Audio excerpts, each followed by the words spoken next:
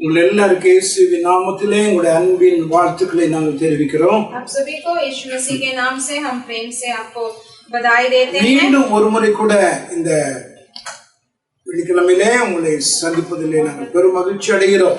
फिर दोबारा एक और बार इस शुक्रवार के दिन आप सभी से मिलने के लिए बहुत खुश होते हैं. எல்லாம் அவருடைய பிரதான ஒரு கிருபை. ये सब परमेश्वर का एक महत्व, एक बहुमूल्य, एक अनुग्रह है. ஒரு முறை நான் உங்களோடு பேசவும் நீங்கள் சத்திய வசனங்களை கேட்கவும் ஆண்டவர் நமக்கு தந்திருப்பது ஆண்டவருடைய மாறாத இரக்கம் கிருபை. दोबारा एक और बार आपका मेरा संदेश सुनने को और आपके साथ मिलने को परमेश्वर ने एक मौका दिया है. वो परमेश्वर का एक महत्वपूर्ण जो अनुग्रह है और दया है. கர்த்தர் நல்லவர். परमेश्वर भला है. ஒவ்வொரு நாளும் ஆண்டவரை உயர்த்துங்கள் துதியுங்கள். हर एक दिन परमेश्वर का स्तुति कीजिए, उनका महिमा கிருபை कीजिए. இல்லாமல் நாம் ஒன்றும் செய்துவிட முடியாது. उनके अनुग्रह के बगैर हम कुछ नहीं कर सकते. நாம் எல்லாரும் ஜெபிப்போம். हम सभी प्रार्थना करेंगे. பரலோகத்தின் நல்ல பிதாவே, உம்முடைய விலை மதிக்க முடியாத உம்முடைய அன்புக்காக உமக்கு ஸ்தோத்திரம். हमारे स्वर्गीय अच्छे पिता, आपके बहुमूल्य प्रेम के लिए हम धन्यवाद देते हैं. இந்த காலையில உம்முடைய பிள்ளைகளோடு கூட சேர்ந்து இணைந்து அன்பின் தகப்பன் பரிசுத்த தெய்வத்தை நாங்கள் ஆராதிக்கவும் துதிக்கவும் பாடவும் உம்முடைய சத்திய வசனத்தை பேசவும் கர்த்தர் எங்களுக்கு கொடுத்த நல்ல ஸ்லாக்கியத்துக்காக ஸ்தோத்திரம். इस सुबह के समय पर हम हमारे प्रेम परमेश्वर का आराधना करने के लिए और उनके लिए गीत गाना और उनकी स्तुति करना के लिए और उनके संदेश सुनने के लिए हमें एक मौका दिया. उसके लिए धन्यवाद देते हैं. परमेश्वर, हमने आज जितने लोग कई लोगों के बारे में सुना जो आज इस पृथ्वी में नहीं है, தேவன் எண்ணினதற்காக உமக்கு நன்றி சொல்லி துதிக்கிறோம். लेकिन हम कोई भी योग्य एक चीज भी एक चीज नहीं है, लेकिन हमें भी परमेश्वर ने एक योग्यता समझकर हमें परमेश्वर ने जीवन दिया. उसके लिए धन्यवाद ஆண்டவரே, நாங்கள் கூடுவது, நாங்கள் ஜெபிப்பதும் பாடுவதும் சத்திய வசனத்தை கேட்பதும் எங்கள் அன்பின் ஆண்டவருக்கு ஆண்டவரே அது ஸ்தோத்திரம். ஒரு மேலான ஒரு ஸ்லாக்கியமா எங்கள் தேவன் எங்களுக்கு நீர் மாற்றி அமைக்கும்படியாக நோக்கி நாங்கள் ஜெபிக்கிறோம். और परमेश्वर, आपने आज इस समय पर हम एक इकट्ठा होकर आपका आराधना कर आपका स्तुति करने के लिए आपने हमें इस मौका दिया. उसके लिए हम आपको धन्यवाद कर प्रार्थना करते हैं. இந்த ஜெபத்தை, இந்த பாடலை, சத்திய வசனத்தை ஆசீர்வதிக்க, इस प्रार्थना को, इस गीत को, इस वचनों को आप आशीर्वाद कीजिएगा. கேட்கிற உள்ளங்களோடு ஆவியானவர் பேசும். सुनने वाले हृदय के साथ आत्मा जी आप बात कीजिए. கிறிஸ்துவின் நல்ல நாமத்தில் பிதாவே, यीशु मसीह के अच्छे नाम से मांगते परमेश्वर पिता. आमेन. आमेन. आमेन. நாம் எல்லாருக்கும் தெரிந்த ஒரு பாட்டு, ஸ்தோத்திரமே கிருபை உனக்கு போதும், பலவீனத்திலே என் பலன் பூர்ணமாக விளங்கும். பயப்படாதே, உன்னை நான் மீட்டுக் கொண்டேன். எனக்கு நீ சொந்தம், பெயரிட்டு உன்னை நான் அழைத்தேன். எனக்கு நீ சொந்தம்.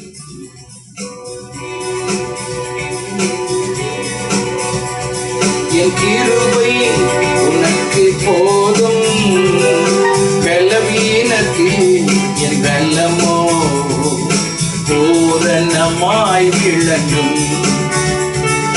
பலவீனத்தில் என் பலமோ பூரணமாய் விளங்கும். பயப்படாதே, உன்னை மீட்டுக் கொண்டே, எனக்கு நீ சொந்தம். பயப்படாதே, உன்னை மீட்டுக் கொண்டே, எனக்கு நீ சொந்தம். பெயரிட்டு நான் உன்னை அழைத்தேன், எனக்கு நீ சொந்தம். பெயரிட்டு நான் உன்னை அழைத்தேன், எனக்கு நீ சொந்தம்.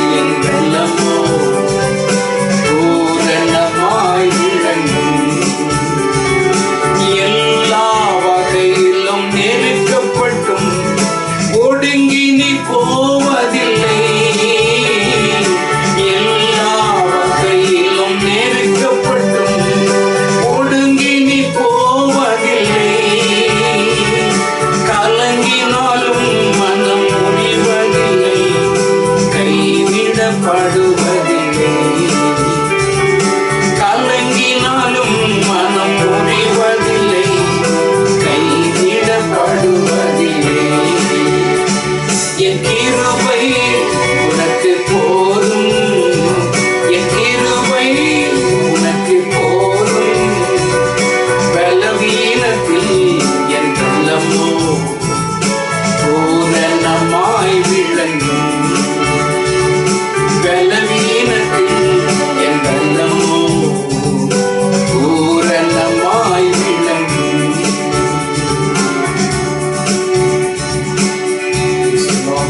ஆமென். நம்முடைய கிருபை பலவீனத்திலே, நம்முடைய சோபீனத்திலே, நம்முடைய துக்கங்களில் எல்லாவற்றிலே அந்த கிருபை போதுமானது. அந்த கிருபை கொடுக்கிறதான தேவன் காண்கிற தேவன். ஒவ்வொரு நாளும் அவரை நாம் துதிப்போம், அவரை கனப்படுத்தும். காண்கிற தேவன் நம் தேவன்.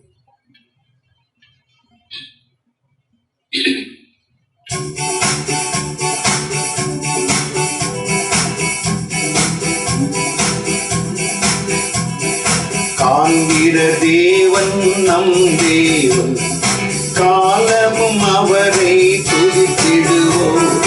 காண்கிற தேவன் நம் தேவன், காலமும் அவரை துதித்திடுவோம். தம்மை தேடும் உணர்வுள்ளவன் தரணில் எவரேனும் உண்டோ? தம்மை தேடும் உணர்வுள்ளவன் தரணில் எவரேனும் உண்டோ? கர்த்தர் இயேசு காண்கின்றார், கர்த்தர் இயேசு காண்கின்றார். கருத்தாய் அவரை தேடிடுவோம், கருத்தாய் அவரை தேடிடுவோம். காண்கின்ற தேவன் நம் தேவன், காலமும் அவரை துதித்திடுவோம். காண்கின்ற தேவன் நம் தேவன், காலமும் அவரை துதித்திடுவோம். ஆவியிலே நொறுக்கப்பட்டு ஆண்டவர் வார்த்தைக்கு நடுங்குகிற, ஆவியிலே நொறுக்கப்பட்டு ஆண்டவர் வார்த்தைக்கு நடுங்குகிற அன்பு இதயம் காண்கின்றார், அன்பு இதயம் காண்கின்றார். அணுகிடுவோம் நாம் கண்ணீரோடு, அணுகிடுவோம் நாம் கண்ணீரோடு.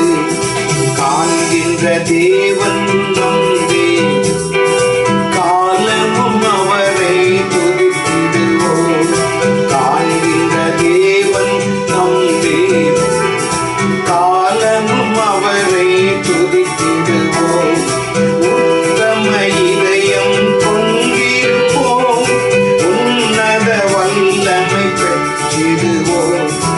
உத்தம இதயம் கொண்டிருப்போம், உன்னத வல்லமை பெற்றிடுவோம்.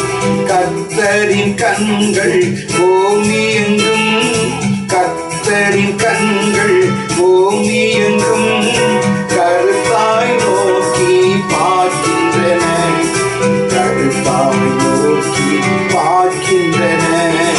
காண்கின்ற தேவன் நம் தேவன், காலமும் அவரை துதித்திடுவோம். காண்கின்ற தேவன் நம் தேவன், காலமும் அவரை துதித்திடுவோம். ஆண்டவர் வார்த்தைக்கு பயந்து அவரது கிருபைக்கு காத்திருந்தார். ஆண்டவர் வார்த்தைக்கு பயந்து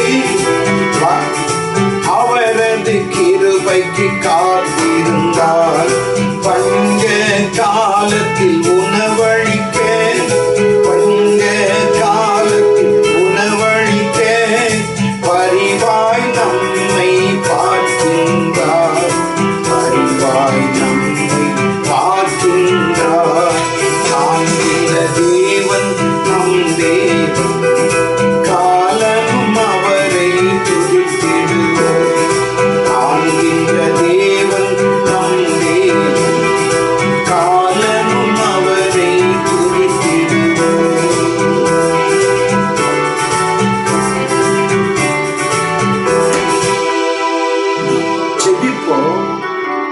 सभी प्रार्थना करेंगे।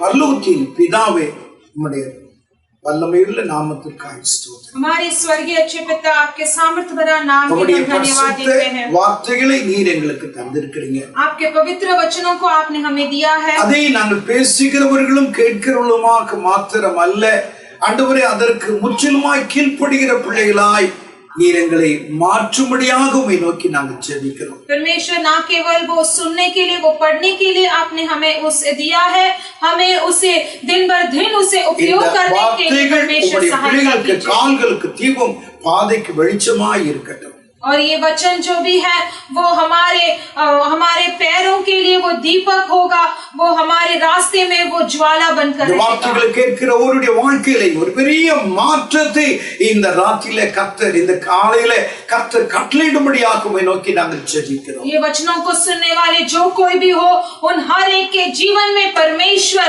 आप बड़े कार्य करें करके हम आपसे வார்த்தைகள் प्रार्थना करते हैं। எதற்காக ஆண்டவராகிய கர்த்தர் தந்தீரோ அந்த நோக்கத்தை ஆவியானவர் நிறைவேற்றுவீராக. और जिसके लिए आपने ये वचन दिया है, ये संदेश दिया है, उसका मकसद को आप पूरा कीजिए। आत्मा जी, துக்கத்தோடும் கவலையோடும் மனபாரங்களோடும் வியாக்குலத்தோடும் ஆண்டவரே வேதனையோடு இருக்கிற ஒவ்வொரு பிள்ளைகளுக்கு இந்த வார்த்தைகள் ஆசீர்வதிக்கப்பட்ட வார்த்தைகளாய் கடந்து செல்லட்டும். दुख और मन के बोझ के साथ और व्याकुलता के साथ जो कोई भी है, ये वचन ये संदेश उन्हें आशीर्वादित रहना है। ஆவியானவருடைய கரங்களில் ஒப்பு கொடுத்து ஜெபிக்கிறேன். आत्मा जी के हाथों में अर्पण करके हम प्रार्थना உம்முடைய करते நாமம் हैं। மகிமைப்படட்டும். आपका नाम का எங்களோட நீங்க केवल பேசுங்க. हमारे साथ आप बात இயேசு कीजिएगा। கிறிஸ்துவின் நல்ல நாமத்தில் பிதாவே. यीशु मसीह के अच्छे नाम से मांगते हैं परमेश्वर पिता। ஆமென். आमीन। ஆமென். தேவனுடைய வசனத்துக்கு நாம் செல்வோம். परमेश्वर के वचन की ओर हम இந்த लौटेंगे। காலையிலே காண்கிற தேவன் என்ற தலைப்பில உங்களோட கூட நான் பேசும்படியாக வந்திருக்கிறேன். इस सुबह के समय पर हमें देखने वाले परमेश्वर के बारे में आज बात करने आए हैं। ஆதியாகமத்தின் புஸ்தகம் 16ஆம் அதிகாரம் 13ஆம் வசனத்தை நாம் எடுத்துக்கொள்வோம். उत्पत्ति का पुस्तक 16वां अध्याय 13वां वचन हम सब ले लेंगे। நீர் என்னை காண்கிற தேவன் என்று பெயரிட்டார். आप हमारे देखने हारा है करके उन्होंने नाम நீர் दिया। என்னை காண்கிற தேவன் என்று பெயரிட்டார். आप हमारे देखने वाले परमेश्वर है करके उन्होंने नाम दिया। ஆகாருடைய வாழ்க்கையில் ஏற்பட்ட ஒரு மாற்றத்தை தான் இங்கே நாம் காண்கிறோம்.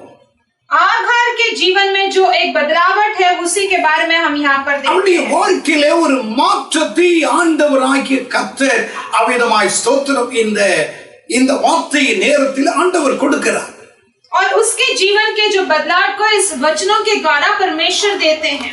இந்த வார்த்தைகளை கேட்கிற உங்களுடைய வாழ்க்கையிலேயும் ஆண்டவராகிய கர்த்தர் ஒரு பெரிய ஒரு மாற்றத்தை இந்த காலையிலே தேவன் கட்டளை எடுத்தார். ये वचनों को सुनने वाले आपके जीवन में भी परमेश्वर एक बड़ा बदलावट को लेकर आए। ஆகார் ஒரு அடிமை பெண்.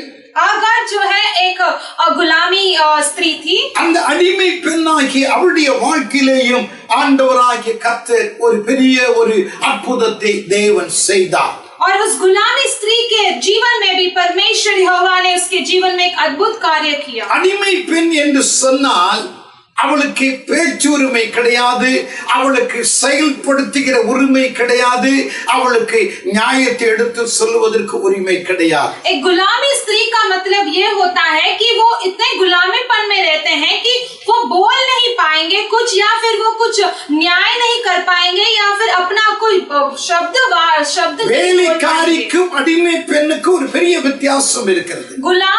गुलामी का और गुलामीपन का और नौकर का बहुत एक बड़ा अंतर। வேலைக்காரி வேலை முடித்த உடனே சாயந்தரம் தன்னுடைய வீட்டுக்கு அவள் போய்விடலாம். नौकरानी जो है वो काम करके अपने घर पे संध्या के समय वो जा सकती है। அவளுக்கு கணவன் இருப்பான், அவளுக்கு பிள்ளைகள் இருப்பார்கள், அவளுக்கு வீடு வாசல் எல்லாம் சொந்த பந்தங்கள் எல்லாம் இருக்கும். ஒரு வேலையாக ஒரு இடத்துல வந்து வேலை முடித்து விட்டு அந்த வேலைக்காரி தன் வீட்டுக்கு போகிறார். उसके अपने परिवार होते हैं और वो सब काम काज करके अपने घर पे जा सकती है, वही वो नौकरानी का काम होता है। 2 சாமுவேல் 9ஆம் அதிகாரம் 10ஆம் வசனத்தை வாசித்தால் மேய்ப்போசேத்துக்கு ஒரு வேலைக்காரர் இருந்தான்.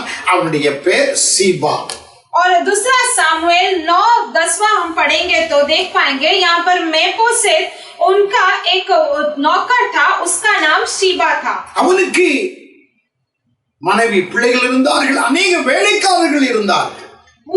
उसको भी अनेक नौकर थे और उसके भी बच्चे और पत्नी थे. ஒரு எஜமானிடத்தில் வேலை செய்தான். वो एक मालिक के पास काम कर रहा था. இவனுக்கு வேலைக்காரர்கள் வீட்டில் ஏராளம் இருந்தார்கள். लेकिन उसका अलग से नौकर लोग बहुत सारे थे. அப்படி என்றால் வேலைக்காரனுக்கு இருக்கிற அவிதமான போல் அல்ல இந்த அடிமையா இருக்கிறவர்களுக்கு எந்த உரிமையும் கிடையாது. इसका मतलब नौकर लोगों का जैसा नहीं है गुलामीपन का जीवन. उनका जीवन बहुत अलग होता है. उन्हें कुछ बोलने का भी अधिकार नहीं होता. ஒருவனை இல்லாவிட்டால் ஒருத்தியை எப்படி அவர்கள் அடிமைப்படுத்துவார்கள்? एक व्यक्ति को वो कैसे गुलामीपन में लेके जाते हैं? யாத்ராகமத்தின் புஸ்தகம் 21ஆம் அதிகாரம் निर्गमन का पुस्तक 21वां अध्याय 6ஆம் வசனத்தை எடுத்துக்கொள்ளுங்கள்.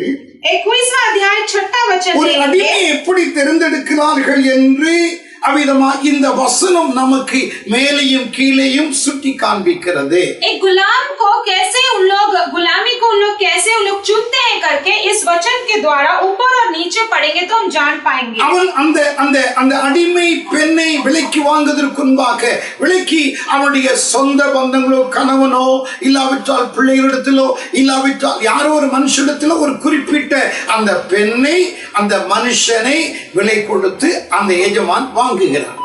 और उस दासी को, उस गुलामी स्त्री को उनके कोई एक मालिक जो होते हैं वो उन्हें खरीदता है.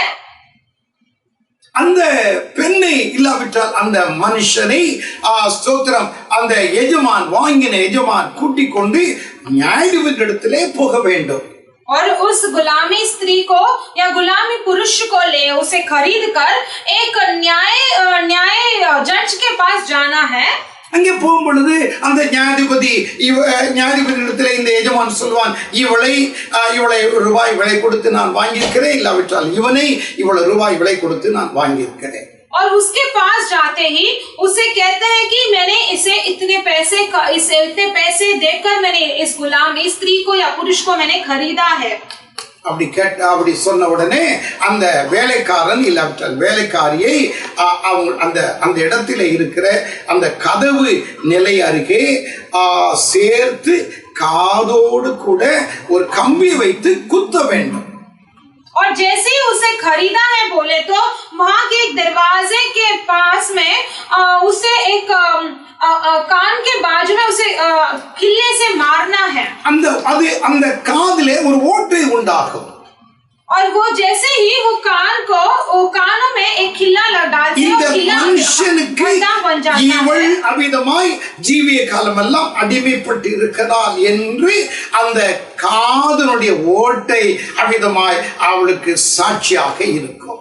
और वो खिल्ला टोचते ही जैसे वो कान में गड्ढा हो जाता है, वो कान का गड्ढा ही वो दिखाता है कि ये इसके लिए वो गुलामीपन के लिए वो चली गई है, खरीदा गया है. சாலமோன் ராஜா ஆளுகை செய்து கொண்டிருந்த காலகட்டத்திலே சாலமோன் ராஜாவுக்கு 20,000 அடிமைகள் இருந்தார்கள் என்று வேத பண்டிதர்கள் சொல்லுகிறார்கள். और शास्त्र पंडित लोग क्या कहते हैं कि सुलेमान को 20,000 गुलामी लोग थे. அவர்களை கொண்டு பெரிய பெரிய கட்டடங்களை அரண்மனைகளை எல்லாம் அவன் கட்டினான்.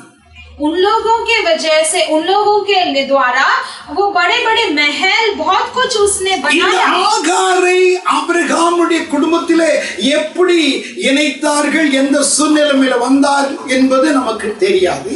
ये आगार को अब्राहम के परिवार से कैसे उसे जुड़ाया, वो किस स्थिति में वो दासी आई कि हम नहीं जानते. வேதம் அவளை அடிமை பெண் என்றுதான் சொல்லுகிறது. लेकिन शास्त्र उसे दासी ही बुलाया गया. அவள் அப்படி ஒரு அடிமை பெண்ணாக இருந்த அந்த எகிப்திய ஸ்திரீ ஆபிரகாமுடைய குடும்பத்தோடு கூட இணைக்கப்படுவதற்காய் சேர்க்கப்படுவதற்காய் தேவன் அவளுக்கு ஒரு சந்தர்ப்பத்தை கொடுத்தார்.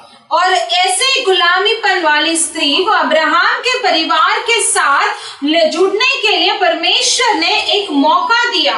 வாழ்க்கையிலே வறட்சியும் வறுமையும் ஸ்தோத்திரம் பலவிதமான மனபாரங்கள் எதிர்காலங்களை குறித்து அவ்விதமாய் ஸ்தோத்திரம் சிந்தித்தால் பைத்தியமே பிடித்தோடு அந்த நிலைமைக்குள் இருந்த அவளை ஒரு செழிப்பான ஒரு அருமையான ஒரு தெய்வ மனுஷனுடைய குடும்பத்தோடு கூட தேவன் இணைக்கும்படியாய் கொண்டு வந்தார்.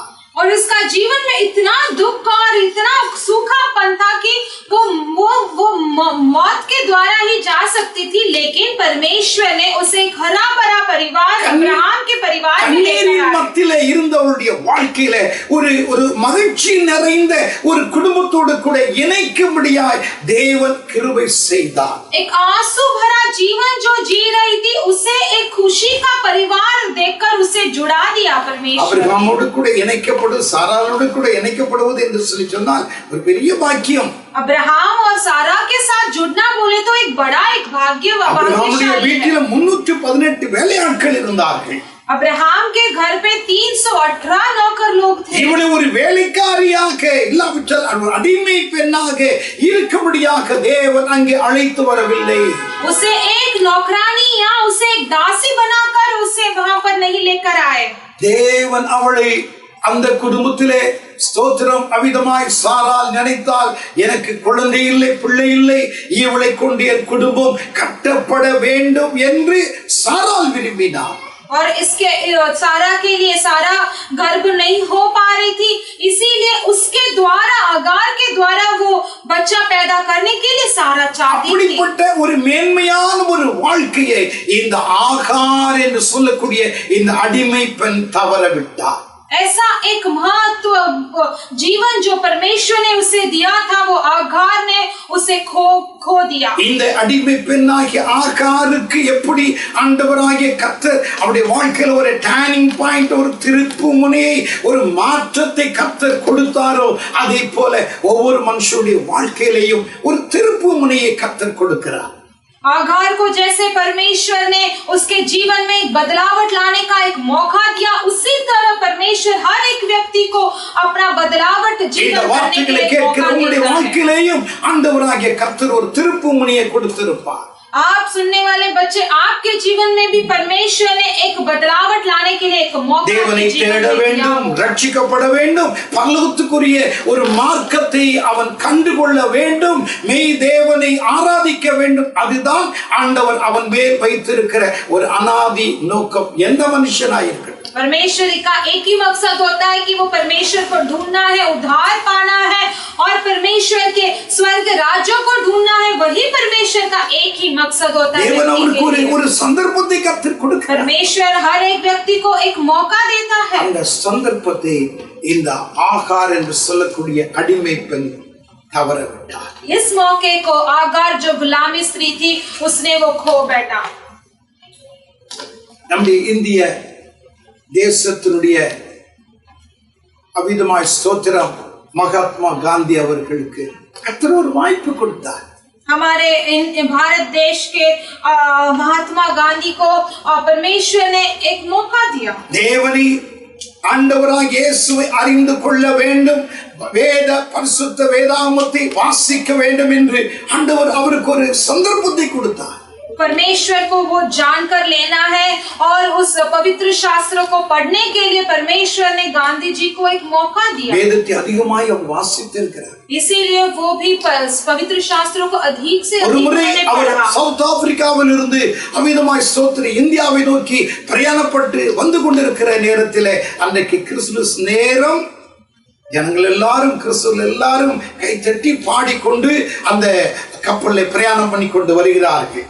और साउथ अफ्रीका से वो भारत देश में जब आ रहे थे तो उस समय क्रिसमस का समय था, तभी वो लोग सब उस जहाज में त्योहार मना रहे थे क्रिसमस का.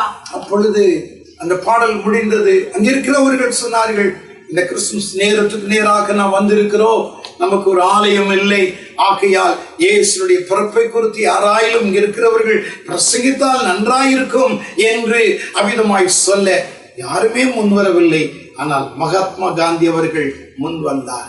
जब उन्होंने कहा कि गीत गाने के बाद उन्होंने कहा कि हम क्रिसमस के जन्म उत्सव में हम आ गए हैं, तो इसीलिए अब इस समय हम कलीसिया में नहीं हैं। अगर कोई यीशु के जन्म के बारे में बात करेंगे तो अच्छा होगा, लेकिन कोई आगे नहीं बढ़ा। महात्मा गांधी उस समय आगे बढ़े। பிதாவாகிய மகாத்மா காந்தி அவர்கள் ஒரு மணி நேரத்துக்கு அதிகமாய் இயேசுவை குறித்தும் அவருடைய பிறப்பை குறித்தும் மிக அருமையாய் பிரசங்கித்தார்। हमारे देश के पिता महात्मा गांधी और 1 घंटे से भी अधिक यीशु और उनके जन्म के बारे में बहुत प्यारे तरीके से उन्होंने उन्हें समझाया। அவர் அதிகமாய் மத்திய 5ஆம் அதிகாரத்தை அதிகமாய் வாசித்தார்। वो अधिक से अधिक मत्ती 5वां अध्याय को बार-बार पढ़ते थे। அது 5ஆம் அதிகாரம் 5ஆம் வசனத்திலே ஒரு வசனம் அவரை தொட்டது, சாந்த குணமுள்ளவர்கள் பாக்கியவான்கள், அவர்கள் பூமியை சுதந்தரித்துக் கொள்வார்கள்।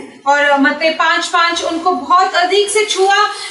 उसमें लिखा है कि जो शांति से शांत गुण का है वो इस देश को स्वतंत्र कर सकता है, आजाद कर सकता है। वो अधिक से अधिक पढ़ते थे वो वचन को। அபிதமாய் ஸ்தோத்திரம்। அவர் சத்தியாகிரகம் என்று சொல்லக்கூடியதான ஒரு அகிம்சா முறையை, அகிம்சா ஒரு போராட்டத்தை கொண்டு வந்து இந்திய வெள்ளைக்காரனை, இங்கிலீஷ்காரர்களை வெளியேற்றும்படியாய் இந்த வசனத்தை பேஸ் பண்ணி தான் அவர் அந்த காரியத்தை செய்தார்। इस वचन के द्वारा ही उन्हें इतना छू गया कि इस वचन के द्वारा ही वह सत्याग्रह का, अहिंसा के मार्ग को उसने चुना और उसके द्वारा उन्होंने उस अंग्रेजों को बाहर निकाला। ஆண்டவர் சொன்ன அந்த வார்த்தை, இயேசு சொன்ன அந்த வார்த்தை அவரை அந்த சூழ்நிலைக்கு நேராய் கொண்டு போனது। அதை வைத்து அவர் ஜெயித்தார், பிரிட்டிஷ்காரர்களை வெளியேற்றினார்। और यीशु ने कहा उस वचन के द्वारा ही वो उस अंग्रेजों को उन्होंने बाहर भगाया और उस ब्रिटिश से उन भारत देश को आजाद किया। இயேசுவை அறிவார், பரிசுத்த வேதாகமத்தை அறிவார்। जो यीशु को जानते हो, पवित्र शास्त्र को वो भी जानते थे। ரட்சிக்கப்பட்டாரா? क्या वो उद्धार पाए? क्या இல்லை। नहीं। அவருடைய வாழ்க்கையில ஆண்டவர் ஒரு சந்தர்ப்பம் கொடுத்தார், लेकिन परमेश्वर ने उसके जीवन में एक मौका दिया। நம்முடைய தேசத்தினுடைய பிரதமராக இருந்தவர்கள் இந்திரா காந்தி। हमारे देश के प्रधानमंत्री इंदिरा गांधी थे। அந்த இந்திரா காந்தியினுடைய மூத்த குமாரனாகிய சஞ்சய் காந்தி மரித்து போன ஒரு நேரம், उस इंदिरा गांधी के बड़े बेटे संजय गांधी का मृत्यु हो गया। उस समय था கவலைப்பட்டு துக்கத்தோடு கூட இருந்தார்கள்। बहुत दुख के साथ उस समय उनका जीवन था। அப்பொழுது பைபிள் சொசைட்டி ஆஃப் இந்தியா என்று சொல்லக்கூடிய ஒரு ஸ்தாபனத்திலிருந்து அதனுடைய மேனேஜர் அவரை பார்ப்பதற்காக போயிருந்தார்। तब बाइबल सोसाइटी ऑफ इंडिया का एक स्थापना जो है वो उन्हें देखने के लिए, उस मैनेजर उन्हें देखने के लिए गए थे। இங்கே அவர் போயிருக்கும் பொழுது அவர் அழகான ஒரு கோல்டன் நிறமுள்ளதான ஒரு வேதாகமத்தை அவருக்கு, அந்த இந்திரா காந்தி அவர்களுக்கு பரிசு பொருளாய் கொடுத்தார்। जब वो वहां पर गए तो इंदिरा गांधी को उन्होंने एक प्यारा सा एक सोना से बनाया गया, सोने का ढका हुआ एक पवित्र शास्त्र दिया। துக்கங்கள் பாரங்கள் ஏற்படுகிறதோ அப்பொழுதெல்லாம் அந்த வேதத்தை வாசியுங்கள், அது உங்களோடு பேசும், उंगले आदल पड़े। उस मैनेजर ने कहा जब भी आपको दुख और व्याकुलता होता है तब इस पवित्र शास्त्र को आप पढ़िएगा, वो आपको तसल्ली देगा, आराम देगा। அதே போல அவர் அதிகமாய் வேதத்தை வாசித்தார்கள், ஆனால் ரட்சிக்கப்பட்டார்களா? இல்லை। इसीलिए तभी हमेशा वो पवित्र शास्त्र पढ़ते थे, लेकिन क्या उन्होंने उद्धार पाया? ஆண்டவராகிய கர்த்தர் ஒவ்வொருவருக்கும் ஒரு சந்தர்ப்பத்தை கொடுக்கிறார்। परमेश्वर यहोवा हम हर एक को एक இந்த வார்த்தைகளை கேட்கிற உங்களுக்கு ஒரு சந்தர்ப்பத்தை கர்த்தர் கொடுக்கிறார்। इस वचन सुनने वाले, संदेश सुनने वाले आपको भी परमेश्वर एक मौका देते हैं। எந்த பாஷை, எந்த மதம் என்று கர்த்தர் அவிதமாய் பார்க்கிறவர் அல்ல। कौन सा मार्ग है, कौन सा धर्म है, कौन सा भाषा, वो कभी नहीं देखते। எல்லாரும் ரட்சிக்கப்பட வேண்டும், அதுதான் ஆண்டவருடைய விருப்பம்। बिना भेदभाव के सबको सब उद्धार पाना ही परमेश्वर का चाहत है। கர்த்தர் தன்னுடைய முழு ரத்தத்தை நமக்காய் சிந்தினார், ஜீவனை கொடுத்தார்। इसलिए परमेश्वर ने हमारे लिए परिपूर्ण से अपना लहू बहाकर अपना जीवन दिया, நீங்கள் பரலோகம் வந்து சேர வேண்டும், ताकि हम लोग स्वर्ग राज्य மெய் தேவனாகிய கிறிஸ்துவை நீங்கள் அறிந்து கொள்ள வேண்டும், ताकि हम सच्चे परमेश्वर यीशु को हम जानना है। இதுதான் ஆண்டவருடைய ஒரு உன்னத நோக்கம்। वही परमेश्वर का एक उन्नति, एक मकसद है। இந்த நோக்கத்தை ஒவ்வொருவருக்கும் கர்த்தர் கொடுக்கும்படியாக விரும்புகிறார்। इस मकसद को, इस मकसद, इस योजना को परमेश्वर सबको देना चाहते हैं। மாத்திரமல்ல உலகத்தில் இருக்கிற நாஸ்திகனுக்கோ யாராயிருந்தாலும் எல்லாருக்கும் கர்த்தர் கொடுக்க வேண்டும். ना केवल मसीहा के लोगों को, लेकिन इस जो कोई भी धर्म है, अलग धर्म से है, जो कोई भी नास्तिक है, उन्हें भी परमेश्वर देना ஆகாருக்கு चाहते हैं। இப்படி ஒரு சந்தர்ப்பம் கிடைத்தது. उसी तरह आगार को भी एक मौका मिल गया। ஒரு விசுவாசிகளின் தகப்பனும் பரிசுத்தவானும் தீர்க்கதரிசியும் கானான் தேசத்திற்கு பிரயாணப்பட்டு கொண்டிருக்கிற மிகப்பெரிய ஐஸ்வர்யவானாகிய ஆபிரகாமுடைய குடும்பத்திலே அவ்விதமாய் இணைக்கப்படவும் ஆபிரகாமுக்கு மனைவி என்று சொல்லக்கூடிய ஸ்தானத்தை பெற்றுக் கொள்ளவும் இந்த ஆகாருக்கு சந்தர்ப்பம் கிடைத்தது.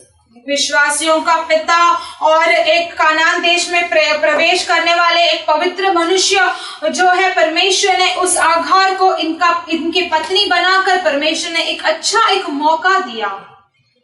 நான் முன்பு எப்படி இருந்தேன் என்பதெல்லாம் மறந்தார். लेकिन वो पहले कैसे थी वो सब कुछ भूल गई। நான் எப்படி இருந்தோம், இன்னைக்கு எப்படி இருக்கிறோம், पहले हम कैसे थे, आज मैं कैसे हूँ, वो सब भूल गई। அநேகர் அப்படித்தான் இருக்கிறோம். आज अनेक लोग वैसे ही है। கொஞ்சம் உயர்த்தப்பட்டவுடன் பழைய வாழ்க்கையை நாம் மறந்து விடுவோம். हम थोड़ा हमारा उन्नति स्थान हो गया तो हम पहले वाले स्थान को भूल जाते हैं। பழைய நிலைமை ஒரு நாளும் நீங்கள் மறந்து விடக்கூடாது. पहले स्थिति को हम हमेशा भूलना नहीं। உங்களுடைய முன்பாக நீங்கள் எப்படி இருந்தீர்கள் என்பதை நீங்கள் நினைவு கூற வேண்டும். पहले दिनों में, पिछले दिनों में हम किस तरह थे, हमें नहीं भूलना। இவள் அதை மறந்தவளாய் அவளுக்கு தேவனாகிய கர்த்தர் கிருபையாய் ஒரு குமாரனை, ஒரு கர்ப்பத்தை அவளுக்கு கொடுத்த உடனே தன்னுடைய எஜமாட்டியாகிய சாராளை அற்பமாக நினைத்தாள் என்று ஆதியாகமம் 16ஆம் அதிகாரம் 4ஆம் வசனத்தில் வாசிக்கிறோம். उत्पत्ति 16:4 में हम ये पढ़ते हैं कि जैसे ही इसके एक पुत्र का जन्म हुआ, इसने पुत्र को पैदा किया, उसने अपने मालकिन उसने अपने पिछले जीवन को भूलकर मालकिन सारा के लिए भी उसने भूल गई और बहुत उसने ये किया करके हम उसमें पढ़ते हैं। बहुत उसने तुच्छ समझा सारा को भी। அவள் நிமித்தமாய் பிரச்சனை ஏற்பட்டது. उसके वजह से बहुत समस्या आने लगा। உடனே வீட்டை விட்டு அவள் வெளியே ஓடினாள். इसीलिए वो घर से बाहर भाग गई। ஆபிரகாம் வீட்டுல 318 வேலையாட்கள் போய் அங்கங்க தேடுங்க, எப்படியாவது அவளை கூட்டிட்டு வாருங்க என்று யாரும் அவளை ஸ்தோத்திரம் தேடவில்லை. அவளை அப்படி விட்டுட்டாங்க.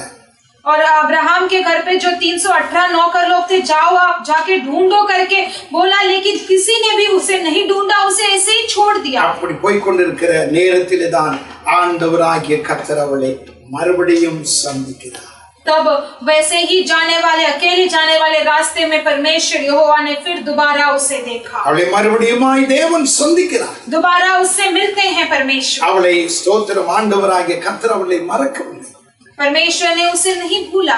ஆனால் அவளுடைய வாழ்க்கையிலே தேவன் மறந்திருந்து தேவன் அவளை கைவிட்டு இருப்பார் என்றால் அவளுடைய வாழ்க்கையெல்லாம் நாசகேடாய் மாறியது. लेकिन अगर वो अपने परमेश्वर ने उसके जीवन को भूल गए होते, उसे छोड़ दिया होता, तो उसका जीवन वैसे ही नष्ट हो அவள் जाता। எகிப்துக்கு திரும்பி போயிருப்பாள்.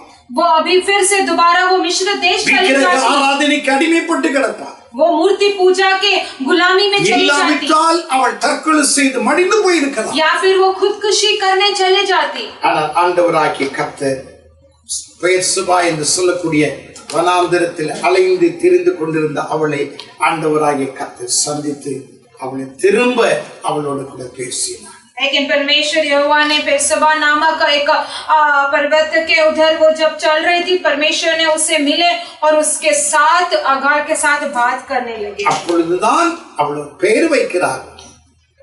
என்னை காண்பவரை நான் இவ்விடத்திலே கண்டேன் அல்லவா என்று சொல்லி காண்கிற தேவன் என்று பெயர் வைத்தார்.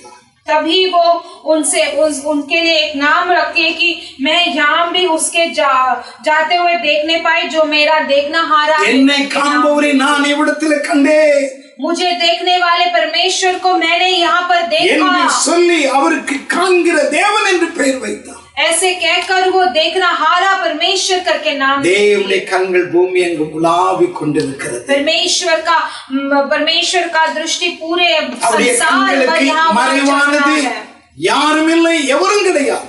और उनसे दृष्टि से न उनके दृष्टि से बंद कोई भी नहीं है यहाँ அவருடைய पर। கண்களை விட்டு மறைவாக எங்கே ஓடிவிட முடியாது. उनके दृष्टि से उनके आंखों से कोई भी छुप कर कहीं नहीं जा 139 सकता। சங்கீதத்தை வீட்டில இருந்து வாசித்து பாருங்கள்.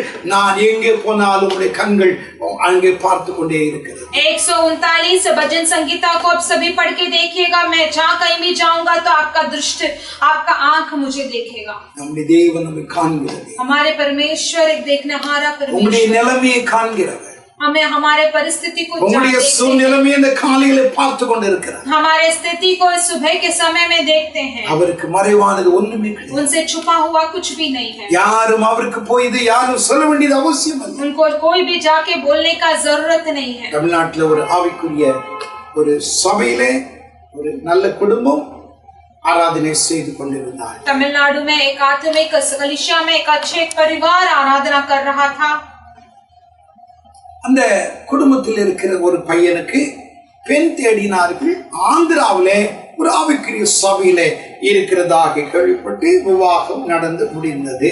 और उस परिवार के एक उनके लड़के के विवाह के लिए लड़की ढूंढ रहे थे। आंध्रा में उन्हें एक लड़की मिली और वो उसे शादी करने के लिए திருமணம் முடித்து பெண் வீட்டுக்கு அவன் போனவன் அங்கே இருந்து விட்டான். शादी होने के बाद वो लड़का उसी लड़की के घर पे रहने लगा। ஸ்தோத்திரம். கொஞ்ச நாட்கள் அவனுடைய வாழ்க்கை நன்றாக இருந்தது. இன்னும் தெரியாது புத்தியை சுவாதீனம் இல்லாதவனாய் அவன் மாறினான். और थोड़े समय तक वो लड़का अच्छा था, लेकिन कुछ समय के बाद वो लड़का पागल हो गया। அவனுடைய பெற்றோருக்கு, பையனுடைய பெற்றோருக்கு பெண் வீட்டார் இப்படி ஆயிட்டான் என்று சொல்லி எந்த விதமான தகவல் சொல்லவில்லை.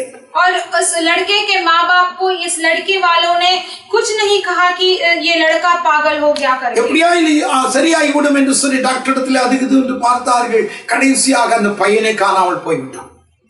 लेकिन डॉक्टर के पास दिखाया गया, लेकिन एक दिन ऐसा हुआ कि वो लड़का ही गायब हो गया। சந்தர்ப்பத்தில் தான் அந்த பையனுடைய பெற்றோருக்கு சொன்னார்கள், உங்களுடைய பையனுக்கு என்னாச்சு தெரியல, புத்தி சுவாதீனம் இல்லாம எங்க ஓடிட்டா, இப்போ இங்க எங்ககிட்ட இல்ல அப்படின்னா। उसी परिस्थिति में उनके माता पिता से कहा गया कि लड़का पता नहीं तो कुछ दिनों से पागल जैसा व्यवहार कर रहा था, अब पता नहीं भाग गया कहीं। உடனே அவருடைய பெற்றோர்கள் ஓடி வந்தார்கள், பல இடங்களில தேடினார்கள், போலீஸ்ல கம்ப்ளைன்ட் பண்ணாங்க, ஒரு காரியமும் நடக்கல। तो उनके माता पिता ने उस लड़के को ढूंढने लगे, पुलिस में भी कंप्लेन करवाया, लेकिन कहीं भी नहीं मिला। சபையிலே சொல்லி அவருடைய பிள்ளைகளோடு கூட சேர்ந்து ஜெபிக்க முடியாது, பாஸ்டரிடத்துல சொல்லி, ஐயா என்னுடைய பையன் காணல, என் பையனுக்காக ஜெபிங்க, புத்தி சுயாதீனம் இல்லாம எங்க போயிட்டான்னு சொல்றாங்க என்று சொல்ல ஒரு பாஸ்டரும் சபையாரும் ஜெபித்தார்। तब वो जाके कलीसिया के लोगों को भी कहे और पासवान से कहा कि मेरा बेटा पागल हो गया था, वैसे कहते हैं, और पता नहीं अब कहाँ गया, उसके लिए प्रार्थना कीजिए। इसके बीच में कलीसिया के कई लोगों ने सपना देखा और कहा, तो कई लोगों ने दर्शन देखा और कहा कि मैंने जैसे एक दर्शन देखा कि आपका बेटा मर गया। இன்னொரு சகோதரி சொப்பனம் கண்டார்கள், உங்களுடைய பையனை அங்கே வந்துதான் ஒரு வெள்ளத்தில் அடித்து கொண்டு போவதை நான் சொப்பனத்திலே கண்டேன், உங்க பையன் இல்லாம போயிட்டா அப்படின்னா। और दूसरे कोई तो किसी ने स्वप्न देखा कि आपका बेटा जो है पहाड़ में वो बह गया, वो मर गया या फिर किधर गायब हो गया। இருந்தாலும் அவர்கள் விடவில்லை, தொடர்ந்து ஜெபம் பண்ணி கொண்டிருந்தார்கள்। लेकिन फिर भी वो नहीं छोड़े, वो प्रार्थना ही कर रहे थे। சில மாதங்கள் ஆனது, कई महीने हो गए, बीत गए। இந்த பையனிடத்திலிருந்து ஒரு லெட்டர் அவிதமாய் கர்நாடகாவிலிருந்து வந்தது। कर्नाटका से एक ये लड़के के द्वारा एक लेटर उन्हें मिला। ஆந்திராவிலே காணாமற் போனவன் கர்நாடகாவிலிருந்து ஒரு கடிதத்தை எழுதியிருந்தான்। आंध्रा में गायब हुआ वो लड़का कर्नाटका से उसने एक पत्र लिखा। நான் இங்க கர்நாடகாவில் இருக்கிறேன், அந்த அவன் இருக்கிற விலாசத்தை சொல்லவில்லை, என்னை யாரும் தேட வேண்டாம் என்று சுருக்கமாய் எழுதியிருந்தான்। उसने कोई पता नहीं लिखा, लेकिन उसने कहा कि मैं कर्नाटका में अब हूँ, मुझे कोई ढूंढना, अब कोई भी मुझे ना ढूंढे। அதுல ஒரு வார்த்தை எழுதியிருந்தான், இந்த கடிதத்தை எழுது எழுது எழுது என்று ஒரு தூண்டுதல் எனக்கு வந்து கொண்டே இருந்தது, ஆகையால் இந்த கடிதத்தை நான் எழுதினேன்। तब उसने एक वाक्य उसमें लिखा था कि इस पत्र को लिखना करके मुझे एक कुछ तो अंदर बता रहा था, इसलिए मैंने ये लिखा। ஆகையால் பாஸ்டர் சொன்னார், நம்முடைய ஜெபம் அவனை கடிதம் எழுதும்படியாக தூண்டினது। तभी उस पासवान ने कहा कि अपना प्रार्थना जो है उसे वो पत्र लिखने के लिए उसे उत्साह, ஆவியானவர் அந்த புத்தி சுயாதீனம் இல்லாதவனை அது தூண்டி இருக்கிறார்।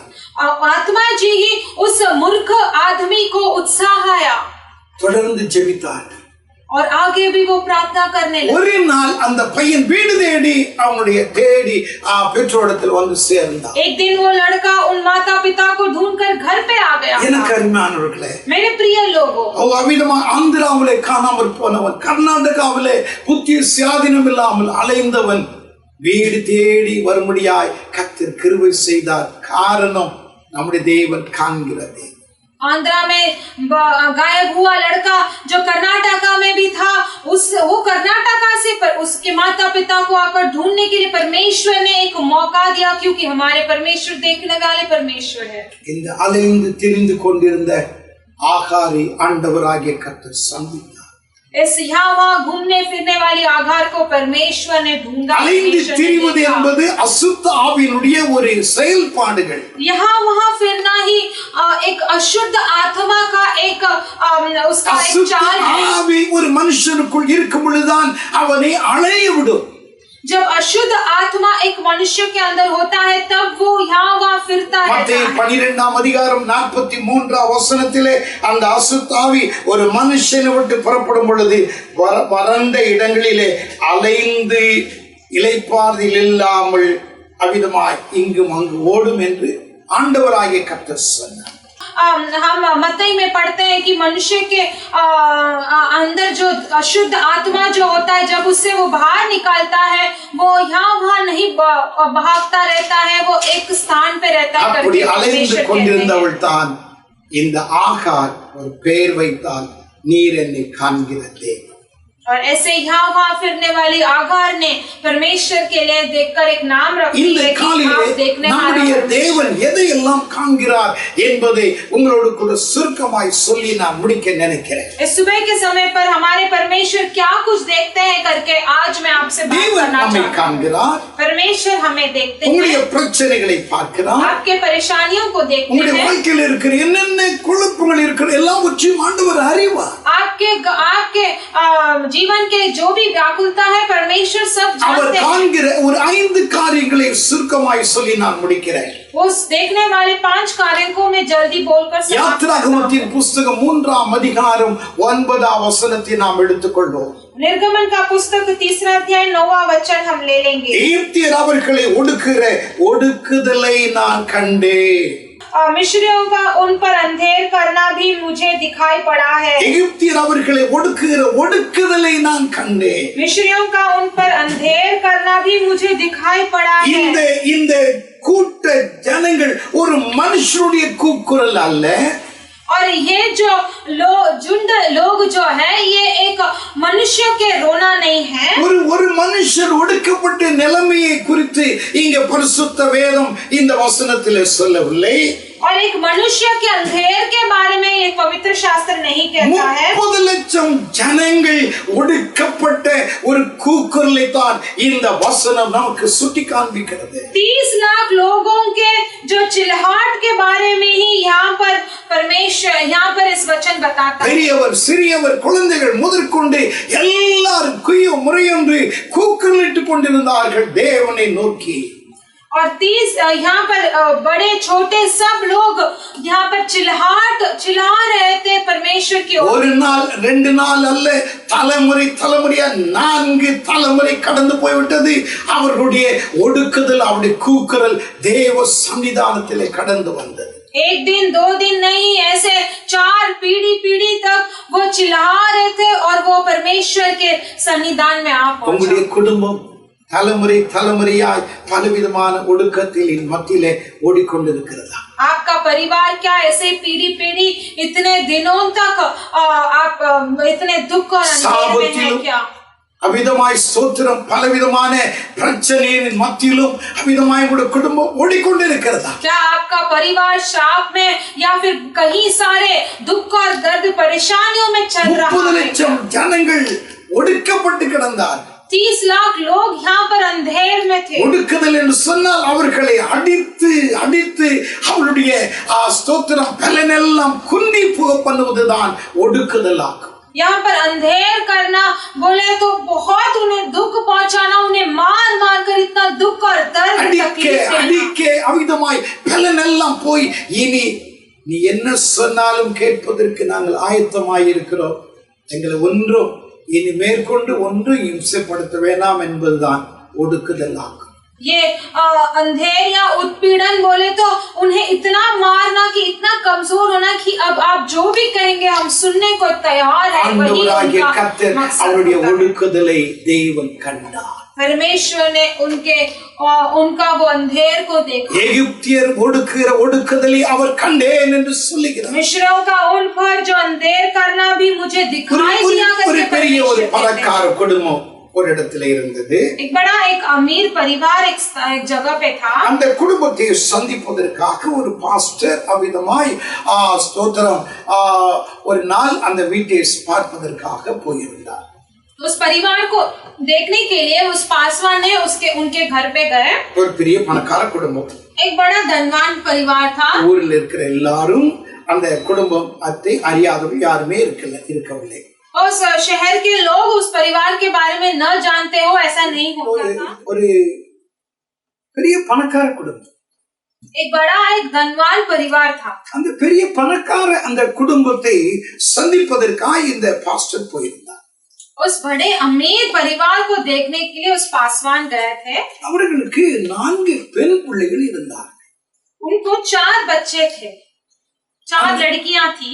4 பெண் குழந்தைகளும் அழகா இருந்தார்கள். उन 4 लड़कियां बहुत खूबसूरत थी. இந்த பாஸ்டர் அந்த வீட்டில் இருக்கிறவரோடு கூட பேசி கொண்டிருக்கும் பொழுது இந்த 4 பிள்ளைகளும் வீட்டுக்குள்ளாக இருந்து ஹாலுக்கு அவிதமாய் வந்தார்கள். 4 लड़कियां जो थी, जो पासवान बात कर रहे थे, वो अंदर से बाहर आ रहे थे. இந்த 4 குழந்தைகளும் காலை இழுத்து கொண்டு அவிதமாய் ஒன்று போல அவிதமாய் நடக்க முடியாதவர்களாய் சப்பானிகளை போல கால்களை இழுத்து கொண்டு வருவதை இந்த பாஸ்டர் கண்டு அப்படியே கலங்கி நிற்கிறார். और ये 4 लड़कियां जो अपने पैरों को खींच कर लंगड़ों की तरह वो खींच कर पासवान के पास देखने आए थे. तो पासवान देखकर वो बहुत उनको दुख हो गया. அந்த தகப்பன் சொல்றார், तब उस पिता ने कहा, எனக்கு பணம் இருக்குது, मुझे धन दौलत है, நல்ல வசதி இருக்குது, मुझे अच्छा दौलत है. இந்த குழந்தைகளை பார்க்கும்போதுதான் என் உள்ள அப்படியே கருகி. लेकिन जब इन 4 लड़कियों को मैं देखता हूँ तब मेरा मन बहुत दुख हो जाता है. அந்த குழந்தைக்கு 4 பேர் அழகா இருக்கிறார்கள். ஆனால் 4 குழந்தைகளும் நடக்க முடியாத சப்பானிகளாய். वो 4 लड़कियां बहुत खूबसूरत है, लेकिन वो चारों भी चल न पा रहे थे, लंगड़े थे. எத்தனை துக்கமான ஒரு காரியம். कितना एक दुख भरा कार्य है. சாபம். ये सब एक श्राप होता है. இஸ்ரவேல் ஜனங்கள் 30 லட்சம் ஜனங்கள் எகிப்து தேசத்தில் 4 தலைமுறை ஒடுக்கப்பட்டு அழுது கொண்டிருந்தார். इजराइल लोग जो थे मिस्र देश में 30 लाख लोग उस मिस्र देश में 4 पीढ़ी वो बहुत अंधेर में इतने दुख में थे. கர்த்தர் சொன்னார், உன் ஒடுக்குதலை நான் கண்டேன். परमेश्वर यहोवा ने कहा, तेरे उत्पीड़न को मैंने देखा. தாவீதோடு கூட 4 வகையான கூட்ட ஜனங்கள் ஒரு நாள் சேர்ந்தார்கள். दाऊद के साथ 4 झुंड के लोग उनके साथ मिले. 400 பேர் அவனோடு கூட வரும்படியாக அவனை சூழ்ந்து நின்றார்கள், அவனோடு கூட இணைந்தார்கள். 400 लोग उनके साथ आने के लिए उनके साथ तैयार हो गए थे. அந்த கூட்டத்திலே முதலாவது இருந்தவர்கள் 1 சாமுவேல் 22ஆம் அதிகாரம் 2ஆம் வசனத்திலே ஒடுக்கப்பட்டவர்கள் என்று வாசிக்கிறோம். और पहला सामुएल 20:2 में हम पढ़ते हैं कि उनके साथ जो पहले झुंड वाले लोग थे वो उत्पीड़न के लोग थे। हम पढ़ते हैं। சமுதாயத்தினால் குடும்பத்தாரால் மற்றவர்களால் ஒடுக்கப்பட்டவர்கள் और जो इस यहाँ इस संसार से उनके परिवार से जो छोड़े गए लोग थे। தாவீதோடு கூட சேர்ந்தால் இந்த சூழ்நிலையில் எங்களை விடுதலையாக்குவான் என்றுதான் அவனோடு கூட இணைந்தார்கள்। अगर दाऊद के साथ मिल गए तो इस परिस्थिति से हमें आजाद करेगा करके वो झुंड இந்த उनके साथ காலையிலே मिले। கர்த்தர் உம்முடைய ஒடுக்குதலை பார்க்கிறார்। इस सुबह के समय पर परमेश्वर आपके एक யாரோ अंधेरपन உங்களை को देखते அமிதமாய் हैं। வேதனைப்படுத்திக் கொண்டிருப்பதை பார்க்கிறார்। कोई तो आपको दुख कर रहा है। ஏதோ ஒரு சூழ்நிலையிலே நீங்கள் அமிதமாய் ஒடுங்கி போய் உங்களுடைய காரியங்களை முறையிட முடியாதவர்களாய் நிற்கிறீர்கள்। कोई एक परिस्थिति में आप अंधेर में होकर आप आपके जीवन में बहुत दुख में हैं। கர்த்தர் சொல்றார் உன்னுடைய ஒடுக்குதலை நான் கண்டேன்। परमेश्वर कहते हैं कि तेरे उत्पीड़न को मैंने देखा। ஏனென்றால் அவர் காண்கிறதே क्योंकि परमेश्वर देखने वाले परमेश्वर। ஆகாரை பெர்சுபா வனாந்தரத்திலே அலைந்து திரியும் போது கண்ட தேவன் இந்த காலையில ஆண்டவராகிய கர்த்தர் உங்களுடைய ஒடுக்குதலை உங்களுடைய வேதனைகளை கர்த்தர் காண்கிறேன் என்று சொன்னார்। आगार को पेरसोबा के वन प्रदेश में इधर उधर चलने फिरने वाली उस स्त्री को परमेश्वर ने देखा कि आपको भी आज परमेश्वर कहते हैं कि मैं இரண்டாவதாக देखता हूं। 2 ராஜாக்களின் புத்தகம் 20ஆம் அதிகாரம் दूसरी बात दूसरा राजाओं का पुस्तक 20वां अध्याय 5ஆம் வசனத்திலே दूसरा राजाओं का पुस्तक 20वां अध्याय 5वां वचन में உன் கண்ணீரை நான் கண்டேன்। तेरे आंसुओं को मैंने देखा। உன்னுடைய கண்ணீரை நான் கண்டேன் तेरे आंसुओं को मैंने देखा। என்று உங்களுடைய கண்ணீரை கர்த்தர் பார்க்கிறார்। ऐसे कर कर परमेश्वर आपके आंसुओं को, ஒருவேளை உங்களுடைய பலவீனங்களுக்காக நீங்கள் கண்ணீர் விடலாம்। आपकी कमजोरियों के कारण आप आंसू बहाते உங்களுடைய हैं। பிள்ளைகளுடைய பலவீனங்களை கண்டு நீங்கள் அழுது கொண்டிருக்கலாம்। आपके बच्चों के कमजोरियों के कारण உங்களுடைய आप रो சரீரத்தில் रहे இருக்கிற होंगे। வியாதிகளை நினைத்து நீங்கள் கண்ணீர் வடித்துக் கொண்டிருக்கலாம்। आपके शरीर के बीमारी की वजह से आप आंसू बहा रहे हैं எதிர்கால சூழ்நிலையை நினைத்து நீங்கள் துக்கப்பட்டு கண்ணீர் வடித்துக் கொண்டிருக்கலாம்। और भविष्य के परिस्थिति के बारे में आप सोचकर आंसू बहाते होंगे। கர்த்தர் சொல்றார் உன் கண்ணீரை நான் கண்டேன்। लेकिन परमेश्वर कहते हैं कि तेरे आंसुओं को मैंने देखा। வெளிப்பார்வைக்கு ஒருவேளை நீங்கள் மகிழ்ச்சி உள்ளவர்களாக இருக்கலாம்। बाहर से आप बहुत खुशी से दिखते होंगे நம்முடைய பிரச்சனைகளை வேற யாரும் தெரியக்கூடாது। क्योंकि हमारे परेशानियों को कोई नहीं பிள்ளைகளுக்கு जानना है। தெரியக்கூடாது। हमारे बच्चे न जानना है। வெளியில பார்வைக்கு அமிதமாய் மகிழ்ச்சியாய் சந்தோஷமாய் இருப்பது போல நீங்க போகலாம்। आप बाहर से आप बहुत खुशी और मगन के साथ दिखते होंगे। ஆனால் இரவு நேரத்திலே எல்லாரும் உறங்கிக் கொண்டிருக்கிற நேரத்திலே நீ கண்ணீரோடு கூட நீ அழுது கொண்டிருப்பதை ஆண்டவராய் கர்த்தர் சொன்னார் நான் அதை பார்க்கிறேன் என்று சொன்னார்। लेकिन रात के समय पर सब सो जाते हैं, तब उस वक्त जब तुम रोकर प्रार्थना करते हो परमेश्वर कहते हैं तेरे आंसुओं को मैंने எசேக்கியா देखा। அவிதமாகத்தான் அழுதான்। एजेकिया उसी तरह रोने लगा ஏனென்றால் ஆண்டவராய் கர்த்தர் சொன்னார் இனி நீ பிழைக்க மாட்டாய்। क्योंकि परमेश्वर ने कहा उससे कि तू अब जिंदा नहीं உன்னுடைய रहेगा। வீட்டு காரியத்தை நீ ஒழுங்குபடுத்து। तेरे घर के परिस्थिति को तू सीधा करना। உன் வீடு சீதா இல்ல, நல்ல கரெக்டா இல்ல। तेरे घर की परिस्थिति बराबर नहीं है। உன்னுடைய வீட்டு காரியங்களை எல்லாம் ஒழுங்குபடுத்துவோம், வாழ்க்கை முடிஞ்சிருச்சு। तेरे घर के सारे स्थिति को सीधा करना क्योंकि तेरा जीवन समाप्त होने वाला है। உங்களுடைய காதிலேயும் அப்படிப்பட்ட சத்தங்கள் கேட்டுக்கொண்டிருக்கிறது। आपके कानों में भी ऐसे ही कई सारे से सुन पड़ रहे நீ होंगे। பிழைக்க மாட்டே, तू नहीं जिंदा रहेगी। உன் வாழ்க்கை இதோடு முடிஞ்சிச்சு। तेरा जीवन इससे समाप्त हो रहा है। இனி உனக்கு என்று ஒரு வாழ்க்கை இல்ல। अब तेरे लिए कोई जीवन नहीं है। இனி நீ தொடர்ந்து நீ ஜீவிக்க முடியாது अब तू आगे जिंदा नहीं रहेगा। என்கிற சத்தம் உன்னுடைய காதில கேட்டுக்கொண்டே இருக்கிறதா? ऐसे ध्वनि तेरे कानों में सुन रहे हैं। எசேக்கியா ராஜாவுடைய காதில அந்த வார்த்தை கேட்டது। एजेकिया के कानों में वो ध्वनि सुनाई दिया। அப்பொழுது அவன் கண்ணீரோடு கூட அழுது அவன் ஜெபித்தான்। इसीलिए तब वो आंसू बहाकर रो रो कर प्रार्थना ஆண்டவரே எனக்கு ஒரு அற்புதத்தை செய்யணும், என்னுடைய பலவீனங்களை மாற்றணும், வியாதிகளை சுகமாக்கணும் என்று। और परमेश्वर मुझे एक अद्भुत कार्य कीजिएगा, मेरे कमजोरियों को बदलिएगा, मेरे बीमारी को स्वस्थ कीजिएगा। ஆண்டவராய் கர்த்தர் நம்முடைய கண்ணீரை பார்க்கிறார்। हमारे परमेश्वर यहोवा हमारे आंसुओं को, உங்களுடைய கண்ணீரை அவர் பார்க்கிறார்। हमारे प्रभु हमारे आंसुओं को देखते हैं। ஒரு முஸ்லிம் குடும்பம், एक मुसलमान का परिवार ரோமன் கத்தோலிக்க சபையைச் சேர்ந்த ஒரு சகோதரியை இந்த சகோதரன் விவாகம் பண்ணினார்। एक कैथोलिक व्यक्ति को ये भाई मुसलमान भाई ने विवाह किया। வாழ்க்கை ஓடிக்கொண்டிருந்தது। इन दोनों का जीवन चल रहा था। இவருடைய இந்த முஸ்லிம் சகோதரனுடைய வியாபாரத்திலே படு நஷ்டம் ஏற்பட்டு எல்லாம் ஒடிந்து போய் ஒன்றுமே இல்லை, கடனாகிவிட்டது। इस मुसलमान भाई के व्यापार में बहुत कर्ज हो गया था और उसका व्यापार डूबने लगा। இந்த மனுஷன் குடிக்க ஆரம்பிச்சான், ये शराब पीने लगा, பயங்கர குடிகாரன் ஆயிட்டான்। बहुत बड़ा शराबी बन गया। இரவிலே அவிதமாய் ஸ்தோத்திரம் குடித்து விட்டு தான் தன் வீட்டுக்கு வந்த உடனே அப்படியே படுத்துருவான்। रात में वो शराब पीकर आता था और आते ही जाकर सो जाता था। இந்த ரோமன் கத்தோலிக்க சபை சேர்ந்த இந்த சகோதரி கர்த்தரை இயேசுவை அவள் அறிந்து கொண்டவள்। लेकिन ये कैथोलिक कलीसिया की ये स्त्री जो है वो यीशु को जानती थी। ஒவ்வொரு நாளும் கணவன் உறங்கின உடனே அவளுடைய தலைமாட்டில முழங்கள் படிட்டு கைகளை உயர்த்தி இயேசுவை நோக்கி அழுது அழுது ஜெபித்தார்। हर एक दिन जब उसका पति आकर सो जाता था और उसके सिर के ऊपर हाथ रखकर वो रो रो कर रोज हर एक रात प्रार्थना करती थी। காலையில இந்த சகோதரன் எழுந்த உடனே அப்படி தலையில ஈரப்படுற மாதிரி இருக்குது, தொட்டு பார்த்தா ஒரே ஈரமா இருந்தது।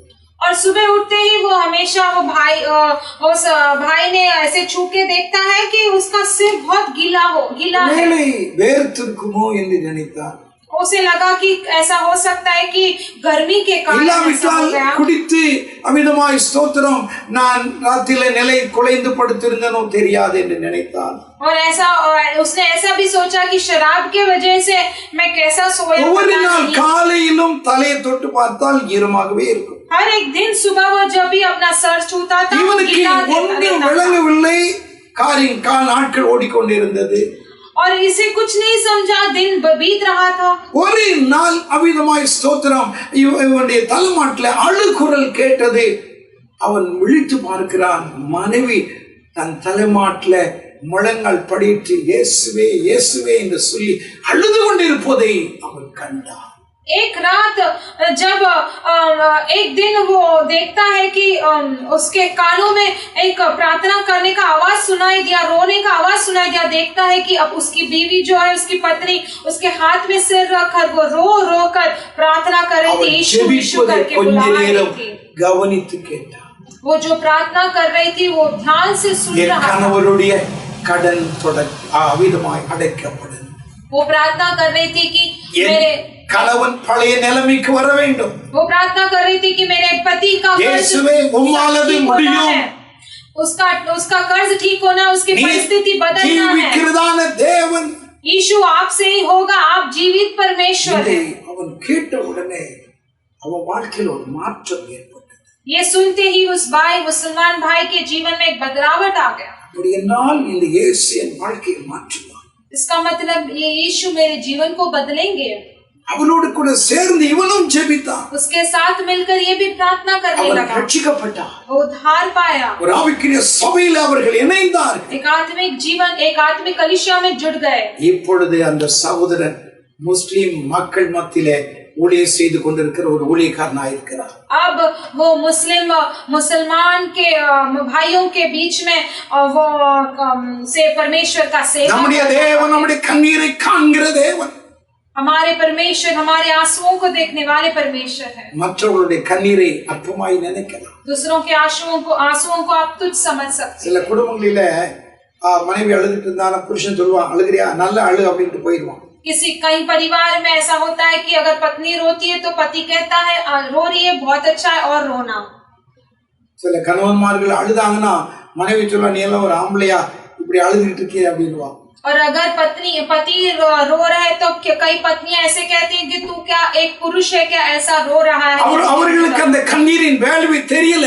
उन्हें उस आंसुओं का उसका मुख्यत्व नहीं पता। ஆனால் ஆண்டவராகிய கர்த்தர் உன்னுடைய கண்ணீரினுடைய மதிப்பை அவர் அறிவார்। लेकिन परमेश्वर यहोवा आपके आंसुओं के महत्व को समझते हैं। 56ஆம் சங்கீதம் 8ஆம் வசனத்திலே என் கண்ணீரை உம்முடைய துருத்தில் வையும், அவைகள் உம்முடைய கணக்கில் அல்லவோ இருக்கிறது என்று பரிசுத்த வேதம் சொல்லுகிறது। पवित्र शास्त्र भजन संगीता 56 में कहते हैं कि मेरे आंसुओं को तुम्हारे पद में रखता हूँ, क्योंकि वो तुम्हारे आगे वो கணக்கை வைத்திருக்கிறார்।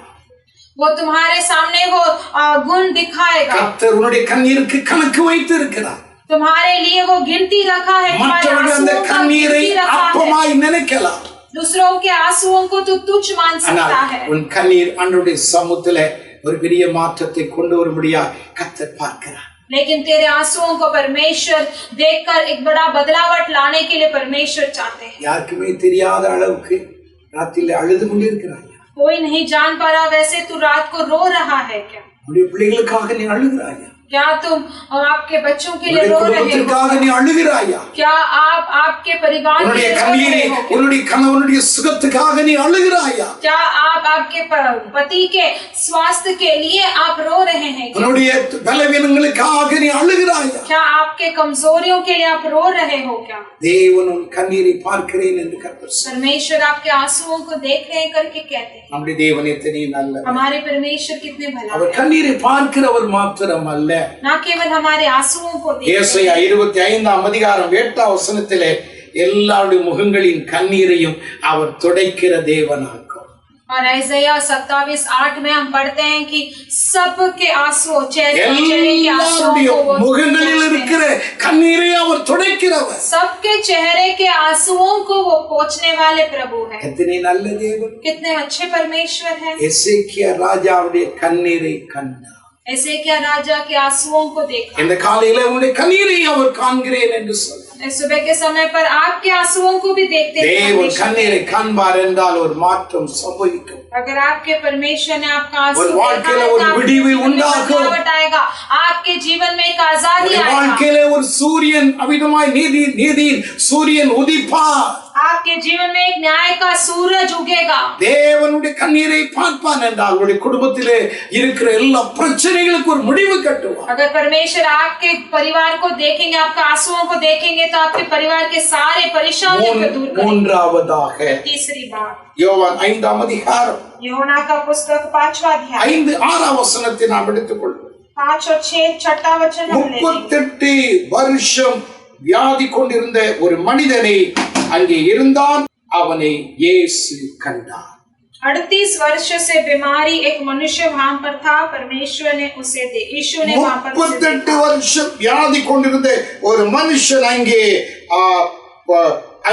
இருந்தான், படுத்திருக்கிற அவனை இயேசு கண்டார்.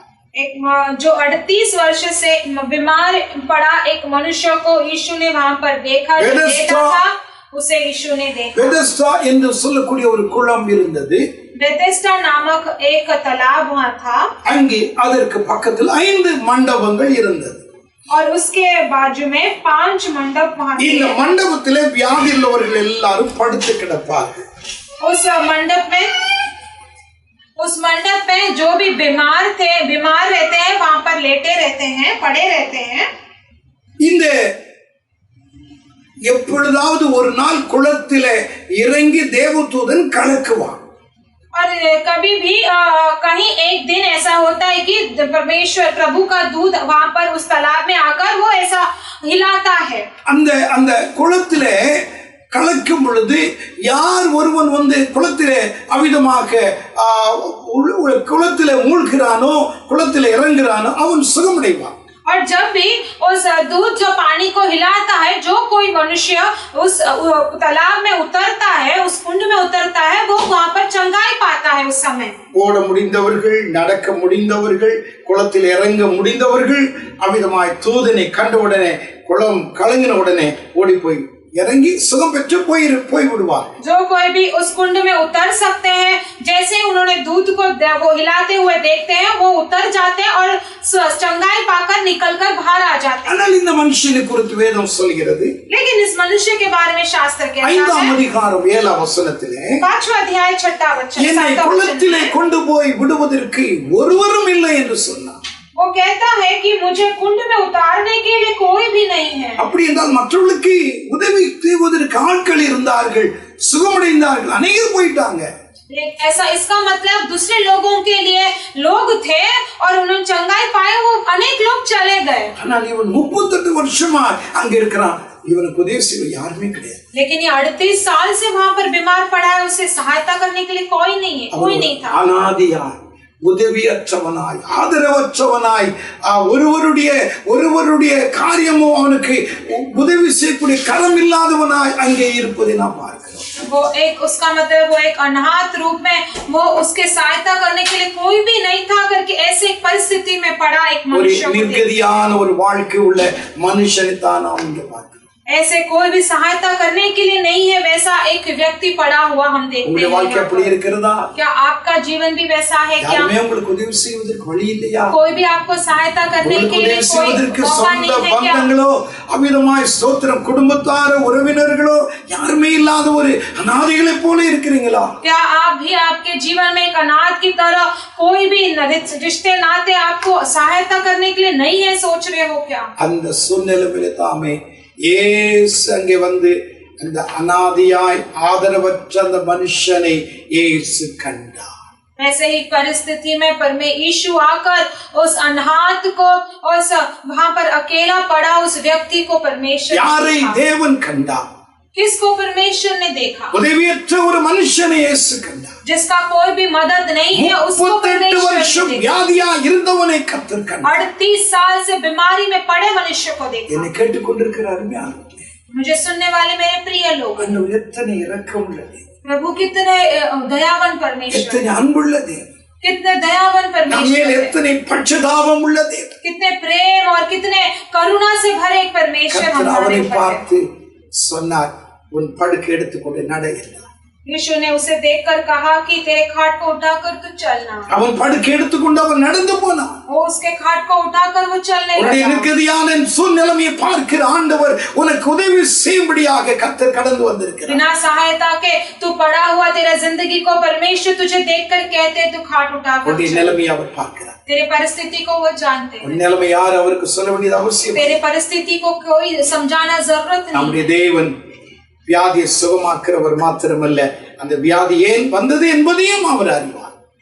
हमारे परमेश्वर सिर्फ बीमारी से चंगाई करना ही नहीं, लेकिन वो बीमार किस वजह से आया वो भी परमेश्वर जानते हैं. மத்தேயு 9 அதிகாரம் 2 வசனத்திலே, मत्ती 9 अध्याय 2 वचन में இங்க ஒரு திமிர்வாதக்காரனை 4 பேர் தூக்கிட்டு வராங்க. और वहां पर एक लंगड़ा व्यक्ति को 4 जन लेकर आते हैं. 4 பேர் தூக்கி கொண்டு வந்தார். वहां पर 4 जन उसे उठाकर लेकर आते हैं. பரிசேயர் சதுசேயர் எல்லாரும் அங்கே கூடி இருக்கிறார்கள். இவர் என்ன செய்ய போகிறார் என்று கவனித்துக் கொண்டிருந்தார்கள். और वहां पे महायाजक लोग, वहां पे बहुत सारे याजक लोग, शास्त्री लोग वहां पर आते हैं, क्या करने वाले करके देखते हैं. இயேசு அந்த மனுஷனை பார்த்து சொன்னார், மகனே திடன் கொள், உன் பாவங்கள் மன்னிக்கப்பட்டது, உன் படுக்கை எடுத்துக்கொண்டு நட என்று சொன்னார். तब यीशु उन लोगों को उसको देखकर कहते हैं कि बेटा तू अभी उठना, तेरा पाप अभी माफ हो गया है, तू उठना करके. உன்னுடைய திமிர்வாதம் வந்ததற்கு காரணம் உன்னுடைய பாவம், அந்த பாவத்தை நான் மன்னிக்கிறேன். तू लंगड़ेपन में आया कारण क्योंकि तेरे पाप के कारण है, अभी वो पाप को मैं माफ करता हूँ. எவ்வளவு நல்லது. हम कितने अच्छे प्रभु हैं. நம்முடைய வியாதிகளை சுகமாக்குறவர் மாத்திரமல்ல, நம்முடைய பாவங்களையும் மன்னிக்கிறார். ना केवल हमारे बीमारियों को चंगाई देते हैं, हमारे पापों को भी माफ करते हैं. அவர் யார்? वो कौन है? யாத்திராகமம் 15:16 வாசிக்கிறோம். 15:26 வசனத்திலே, நானே உன் பரிகாரியாகிய கர்த்தர். और निर्गमन 15:26 में हम पढ़ते हैं कि वही हमारे चंगाई का हरता है. நானே உன் பரிகாரியாகிய கர்த்தர். वही हमारे चंगाई करने वाले परमेश्वर. அவரால் சுகமாக்க முடியாத வியாதி ஒண்ணுமே கிடையாது. उनसे चंगाई न होने वाला ऐसा कोई भी बीमारी नहीं है. உங்களுடைய மயக்கம், உங்களுடைய நரம்பு எலும்புகளுக்குள் இருக்கிற பலவீனங்கள் எல்லாவற்றையும் மாற்ற அவராலே முடியும். आपके जो सर दर्द, आपका जो भी बीमारी है, शरीर के सारी बीमारियों को छुटकारा देना परमेश्वर से होगा. आपके पेट के दर्द को परमेश्वर चंगाई देंगे. आपके सर दर्द से आपको छुटकारा देंगे. आपके हड्डियों के जो तकलीफ है वो बदलाएंगे. नाने उन परिहारियागिय कर्तर. वो कहते हैं कि मैं ही तेरा चंगाई करने वाला. वो हमारे कमजोरियों வியாதி உள்ள உங்களை அவர் பார்க்கிறார். वो हमारे बीमारियों को நிர்கதியாய் இருக்கிற உங்களை நோக்கி பார்க்கிறார். जो मदद के बगैर हम அழுது கொண்டிருக்கிற புலம்பிக் கொண்டிருக்கிற உங்களை ஆண்டவர் பார்க்கிறார். हम आंसू बहाकर विलाप करने वाले हमें वो देखते हैं. நான்காவதாக चौथी बात லூக்கா 15ஆம் அதிகாரம் लूका 15वां अध्याय 20ஆம் வசனத்திலே 20वां वचन में அவன் எழுந்து புறப்பட்டு தன் தகப்பனிடத்திற்கு வந்தான். அவன் தூரத்தில் வரும்போதே அவன் தகப்பன் அவனை கண்டான். वो उठकर अपने पिता के पास चला और अभी दूर से ही वो अपने पिता को देखने लगा. இது ஆண்டவராகிய இயேசுவை குறித்து நமக்கு சொல்லப்பட்டதான ஒரு நல்ல வார்த்தை. ये परमेश्वर यीशु के बारे में हमें कहा गया एक अच्छा एक शब्द है. இங்கே நான் வாசிக்கிற நல்ல வார்த்தை ஸ்தோத்திரம். அவன் எழுந்து புறப்பட்டு தகப்பனிடத்திற்கு வந்தான். और यहाँ पर हम देखते हैं एक अच्छा वचन है. वो उठकर अपने पिता के पास आया. அவன் தூரத்தில் வரும் பொழுதே அவனுடைய தகப்பன் அவனை பார்க்கிறான். वो दूर आते ही उसके पिता उसे देखते हैं. அவன் போகும் பொழுது எல்லாம் இனி என் வாழ்க்கையில ஜெயந்தான் என்கிற ஒரு சந்தோஷத்தோடு தகப்பனை விட்டு அவன் பிரிந்து போனான். और वो जाते समय अब मेरे जीवन में सिर्फ जीत ही होगा करके खुशी के साथ अपने पिता से अलग होकर गया. ஆனால் இப்பொழுது எல்லாவற்றையும் இழந்தவனாய் தோல்வி பெற்றவனாய் ஒரு பின்மாற்றக்காரனாய் அவன் திரும்பி வந்தான். लेकिन अब सब कुछ खोते हुए सब कुछ खोया हुआ एक बहुत दुख के समय में ஆனால் இதன் மத்தியில அவனுக்கு ஒரு அருமையான ஒரு காரியம் நடந்தது. அவன் புத்தி தெளிந்தது. और लेकिन इसके बीच में एक अच्छा कार्य उसके जीवन में हुआ कि अब उसके वो मूर्खता से वो बाहर आ गया. ஆண்டவராய் கர்த்தருடைய ஆவியானவர் அந்த புத்தியை அவனுக்கு தெளிய வைத்தார். अब उसका बुद्धि उसका दिमाग जो है अब साफ हो गया. புத்தி தெளிந்த பிற்பாடுதான் தகப்பனுடைய வீட்டுக்கு போக வேண்டும். தகப்பன் யார்? ரட்சிக்கப்பட்டன அல்லவா, அபிஷேகம் பெற்றேனே, எல்லாவற்றையும் நான் இழந்தேனே, திரும்ப நான் அதை பெற்றுக்கொள்ள வேண்டும் என்று தகப்பனை நோக்கி அவன் திரும்பி வந்தான். जब वो मूर्खता से बाहर आए तभी उसे समझ में आया कि मेरा पिता कौन है. मैं तो उद्धार पाया हूँ, व्यक्ति हूँ. अब मेरे पिता के पास मुझे दोबारा जाना है करके उसने ஆவியானவர் பரிசுத்த ஆவியானவர் உங்களுடைய புத்தியை தெளிய வைக்கிறார் என்று சொன்னால் ஸ்தோத்திரம். உங்களுடைய வாழ்க்கையில நீங்கள் இழந்ததை பெற்றுக்கொள்ள வேண்டும். அதுதான் தேவனுடைய நோக்கம்.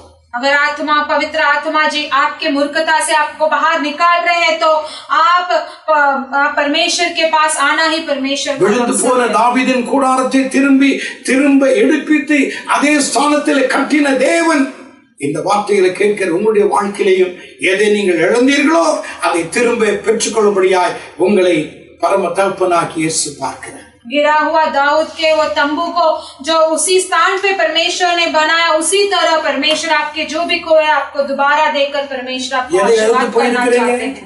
क्या आपने खोया है?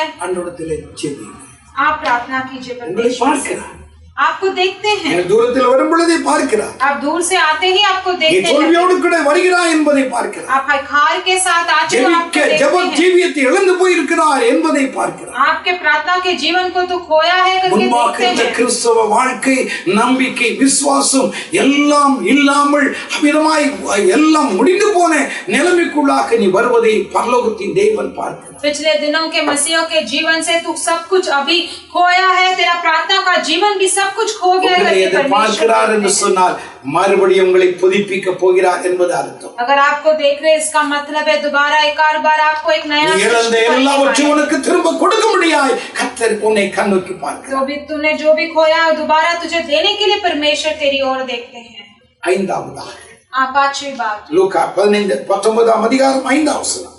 लूका 19वां अध्याय 5वां वचन में இயேசு இந்த இடத்தில் வந்தபோது அண்ணாந்து பார்த்து அவனை கண்டார். जैसे ही यीशु उस जगह पे पहुंचे तो उसके दृष्टि से उसे देखा. அவனை இயேசு கண்டார்.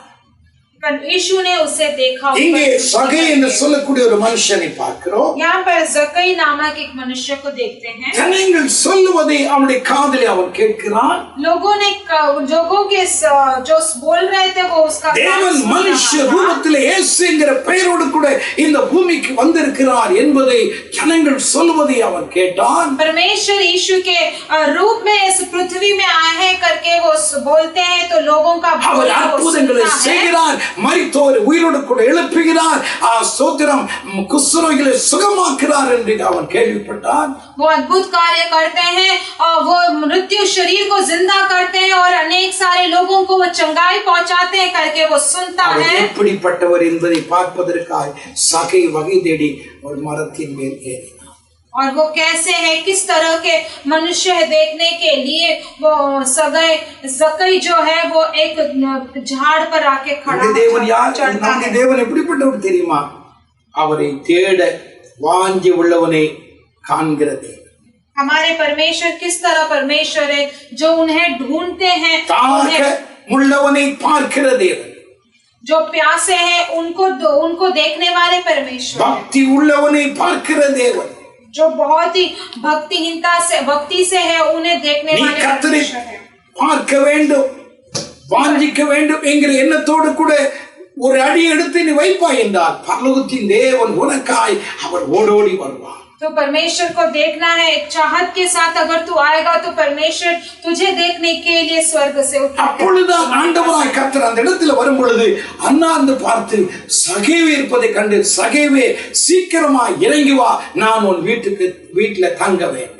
तब यीशु उस जगह पे पहुंचते हैं, वो ऊपर दृष्टि करके उस पर देखते हैं और जकई तू नीचे उतर करके उसे कहता है உன்னுடைய வாஞ்சி அவர் அறிவார், உன்னுடைய பக்தி வினயத்தை அவர் அறிவார், மாத்திரமல்ல உன் தாகத்தை அறிவார், உன் பெயரையும் அவர் அறிவார்.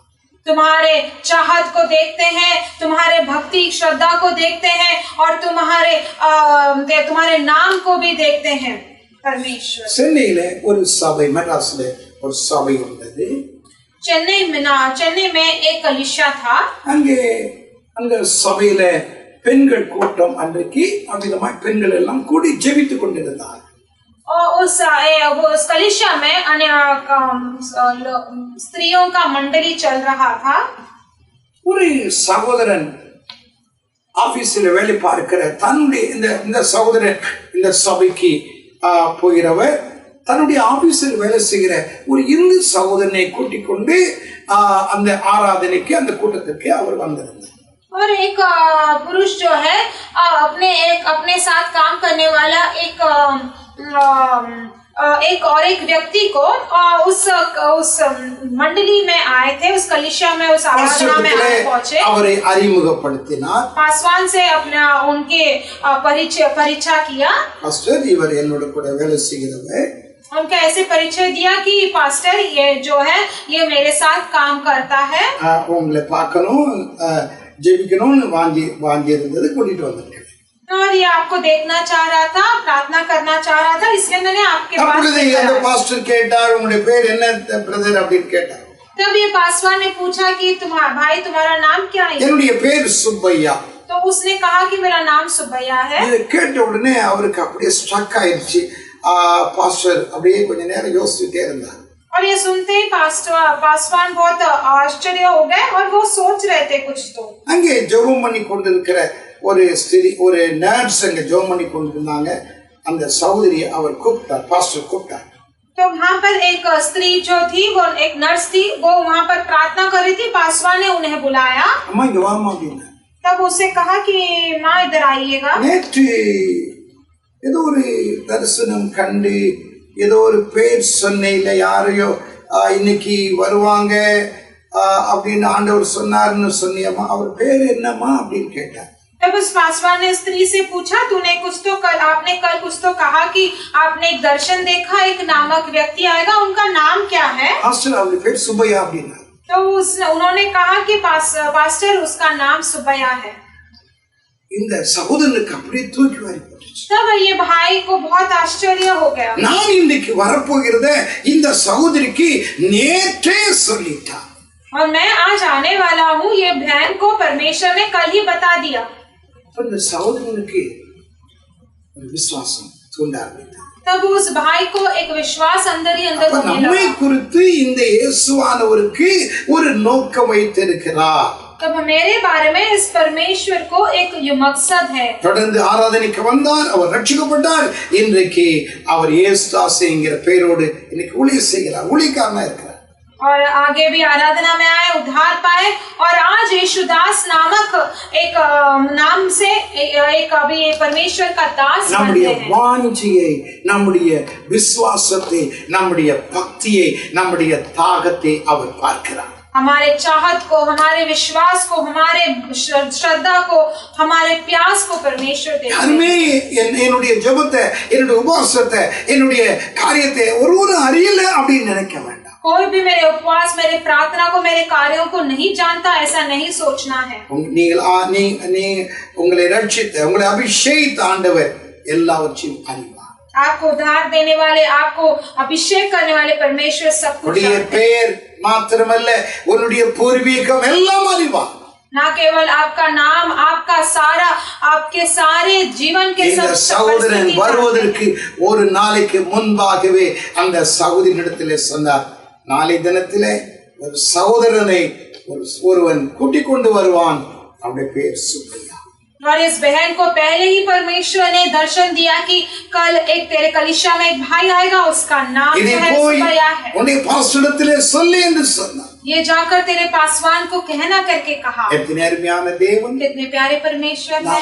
நாம் ஆராதிக்கிற தேவன், காண்கிற தேவன். हम आराधना करने वाले परमेश्वर, हमें देखने वाले ஐந்து காரியங்களை இந்த காலையில் உங்களோடு நான் சொன்னேன். 5 कार्यों को मैंने आपसे कहा। உங்களுடைய ஒடுக்குதலை ஆண்டவராய் கர்த்தர் பார்க்கிறார். और आपके अंधेर को परमेश्वर உன்னுடைய देखते हैं। கண்ணீரை அவர் பார்க்கிறார். आपके आंसुओं को परमेश्वर देखते हैं। நீ 38 வருஷமாய் பலவீனப்பட்டு அமிதமாய் ஸ்தோத்திரம் அநாதரையாய் ஆதரவற்று இருப்பதை ஆண்டவராகிய கர்த்தர் பார்த்தார். 38 साल से बीमारी में पड़कर और जो सहायता के बगैर अनाथ है परमेश्वर எல்லாவற்றையும் இழந்து நிர்கதியாய் இருக்கிற ஒரு மனுஷனை, அந்த வாலிபனை ஆண்டவராகிய கர்த்தர் கண்டார். सब कुछ खोए हुए, जो कोई भी मदद करने के लिए नहीं है, ऐसे परिस्थिति में उस व्यक्ति को प्रभु ने இயேசுவை பார்க்க வேண்டும் என்கிற தாகத்தோடு வாஞ்சையோடும் இருந்த சகைவை ஆண்டவராகிய கர்த்தர் கண்டார். यीशु को देखना है करके एक चाहत और प्यास के साथ जो सगाई था, उसको भी परमेश्वर ने देखा। அவர் யார்? वो कौन है? அவர் காண்கிறது. वो देखनाहारा அவர் परमेश्वर। காண்கிறது. वो देखनाहारा परमेश्वर। அவருக்கு மறைவானது ஒண்ணுமே கிடையாது. उनसे छुपा हुआ कुछ भी नहीं है। அவர் உங்களை பார்க்கிறார், உங்களுடைய பிள்ளைகளை பார்க்கிறார், உங்களுடைய குடும்பத்தின் நிலைமையை அவர் பார்க்கிறார். वो आपको देखते, आपके बच्चों को, आपके परिवार की परिस्थिति को அந்த देखते। காலையில அந்த காண்கிற தேவனுக்கு முன்பாய் உங்களை முற்றிலும் ஒப்புக் கொடுங்க. आज सुबह के समय पर इस देखनाहारा परमेश्वर के सामने अपने आप को பிரச்சனைகளை அவர் மாற்றுவார். आपके समस्या को वो बदलेंगे। உங்களுடைய கண்ணீரை அவர் ஆனந்த கண்ணீராய் மாற்றுவார். वो आपके आंसुओं को உங்களுடைய धोकर खुशी में வியாதி बदलेंगे। எப்படிப்பட்ட வியாதியாக இருந்தாலும், அது எந்த சூழ்நிலைமையாக இருந்தாலும், அதை மாற்றி போட அவர் பரிகாரியாய் கர்த்தர் இறங்கி கிரியை செய்வார். आपका बीमारी चाहे किसी भी हो, वो सभी परिस्थिति में चंगाई देकर वो एक चंगाई ஆதரவற்று परमेश्वर। நிராதியோடு கூட ஒருவரும் எனக்கு உதவி செய்வதற்கில்லையே என்று புலம்பி அழுது கொண்டிருக்கிற உன்னை பார்க்கிற தேவன் உனக்கு உதவி செய்யும்படியாக அவர் வருகிறார். चाहे आप जो कोई भी मदद के बगैर एक अनाथ परिस्थिति में हो, लेकिन परमेश्वर आपको देखने இந்த के காலையில लिए கர்த்தரை நோக்கி நாம ஜெபிப்போம். इस सुबह के समय पर परमेश्वर எல்லாரும் கண்களை மூடி ஆண்டவரை நோக்கி प्रार्थना நாம் करेंगे। ஜெபிக்கலாம். उनके सामने हम हाथ जोड़कर प्रार्थना அவர் करेंगे। நீ காண்கிற தேவன். परमेश्वर आप देखने हारा परमेश्वर। அன்பினேச பிதாவே, உமக்கு நாங்க நன்றி சொல்லி துதிக்கிறோம். हमारे प्रेमी अच्छे पिता, आपको धन्यवाद देकर நீ प्रार्थना करते காண்கிற हैं। தேவன் அப்பா. आप हमें देखने वाले உமக்கு परमेश्वर। மறைவானது ஒன்றே இல்லை. आपसे छुपा हुआ कुछ भी नहीं। ஆகார் அன்றைக்கு கர்த்தாவே நீ காண்கிற தேவன் என்று பெயர் வைத்தான் ஐயா. आगार उस समय पर आप देखने हारा परमेश्वर होकर के उसने नाम दिया। அன்றைக்கு அவளை மாத்திரமல்ல, அந்த காலையிலே எங்களையும் நீ பார்க்கிறீர். ना केवल उस दिन ना केवल उसे आज भी आप हमें देखते हैं। ஆண்டவரே, அன்றைக்கு 30 லட்சம் ஜனங்கள் ஒடுக்கப்பட்டு ஆண்டவரை கூக்குரலிட்டு கொண்டு ஆண்டவரே அழுது புலம்பிக் கொண்டிருந்த அன்றைக்கு இருந்த இஸ்ரவேல் மக்களை உம்முடைய கண்கள் கண்டதா.